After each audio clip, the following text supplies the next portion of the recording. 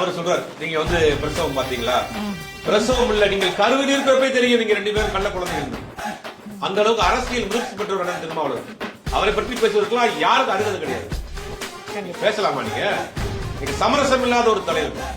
பாஜகவிற்குரிய வெண் சாமரம் வீசி வரவேற்கிறது திருமாவளவன். அவர் நினைச்சிருந்தாரா நீங்க ஆச்சரியத்தில் இருப்பாரு, பதவி சுகத்தில் இருப்பாரு.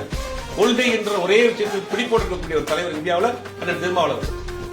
காசுக்காக கூலிக்கு மாரடிக்கிற கூட்டம் கிடையாது. உண்மையான் அவரை பத்தி பேசுறதுக்கு யாருக்கு அருகதை கிடையாது. பாஜக அவரை என்ன கேட்டாலும் கொடுக்க தயாரா இருக்கு.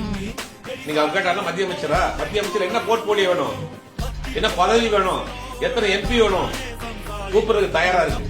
நேற்று கட்சி ஆரம்பிச்ச விஜய் வரைக்கும் அவர் வாவான்னு கூப்பிடுறான். ஆனா தமிழ்நாட்டில் மதவாத சக்திகள் நம்ம ஒற்றுமையா இருந்தா தான் உள்ள வர மாட்டான், ஒற்றுமையா தான் எதிர்க்கணும், நம்ம வாக்குகளை பிரிச்சு அவன் உள்ள வர்றதுக்கு வழிவிட்டுற கூடாதுங்கிற ஆழ்ந்த சிந்தனையோட மிகப்பெரிய சித்தாந்த ரீதியாக நீங்க நிற்கிறார். அவரை பத்தி நீ விமர்சனம் பண்ணலாமா?